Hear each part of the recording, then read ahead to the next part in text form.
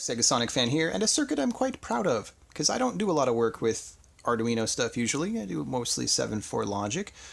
But for the past couple days I've been tinkering and learning more about C++ programming. This PCB, by the way, I designed, this big purple PCB, but as you can see there, that's an Arduino Nano. And check it out, what it does. Press the on button, fan goes, you can see our PWM waveform over there, and that's a 0 to 12 volts peak to peak, which is being driven by a 5 volt N channel FET. And if we look here, I can turn it all the way off, as you can see over here. Let me go ahead and dim this so you can see what happens as I press. More LEDs light up, the waveform changes, and the fan be spinning until it goes all the way on full blast. Maybe it's easier with the light on. Check that out. I think that is pretty cool. A bit simple compared to other projects, no doubt. But for one of my first Arduino projects, maybe it's like my third Arduino project, it's not too shabby. So it's a 4 segment LED display, which tells you the speed of the fan based on the PWM circuitry. An on and off switch, and then for the very bottom LED, which is the 5th LED, I've decided to make just a blinking like button detect LED, because I was getting annoyed since these segments only change every like 10 to 20 increments, and I'm not going to like tap this 20 times to see if it's changing. So now I can, when I hold it, it lets me know that it's actually changing increments. The light is not directly correspondent to each increment, but it's just kind of a nice visual indicator. So what else is special about this? Well, you don't really know this unless you look really closely here. But the other thing that's quite special about this is that this is a 25 kilohertz frequency. 25 kilohertz frequency. That's a big deal because the PWM output on an Arduino usually is only about 490 hertz, something like that, in the 400 range. And so I had to use some special code that actually changes the register of 2 of the PWM pins into a higher frequency range. So this is actually just doing a 2-wire interface for this guy. So this PWM pulse is just changing the 12 volt signal for this fan.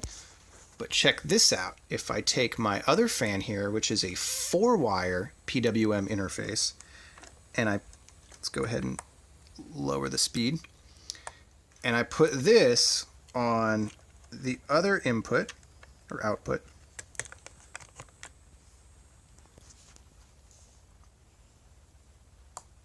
and I start changing this, you'll see this guy starts going.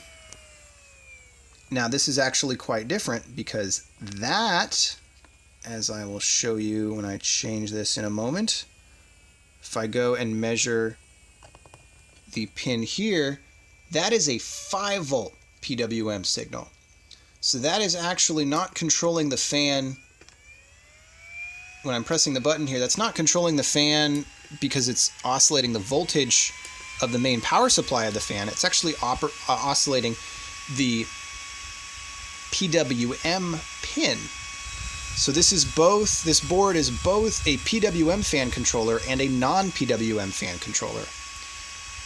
Though I guess they both technically use pulse width modulation. One is for the PWM control signal, and one is just using pulse width modulation to adjust an analog voltage level. It's pretty cool.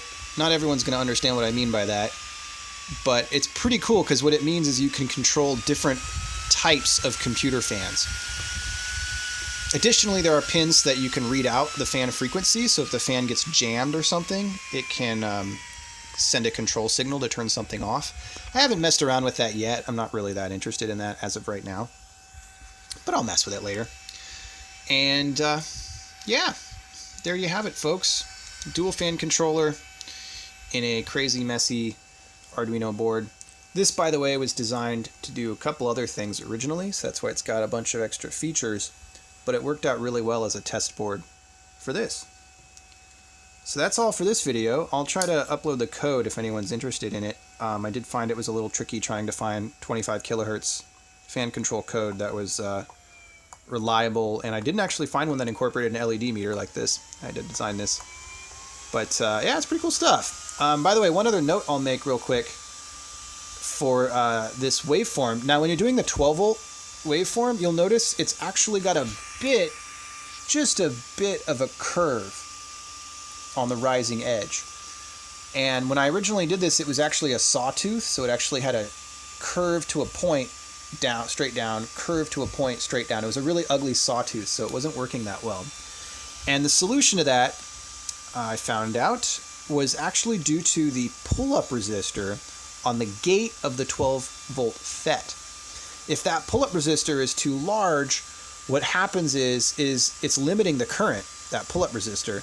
So if, say, you're using a typical 100K MOSFET pull-up resistor, well, when it's running at a high frequency like 25 kilohertz, it doesn't have enough time to send the current through that current limiting resistor. The charge can't get through fast enough. So if you put on a 1 kilo ohm resistor, which is what I'm using now, then the current will feed through, and then it'll help out with the gate capacitance on the FET there. So that's a bit of a mouthful, but just if you're having issues with a sawtooth pattern, change your resistor to a 1K on the gate that you're trying to control. Hope you found this video useful. This is Sega Sonic Fan signing out.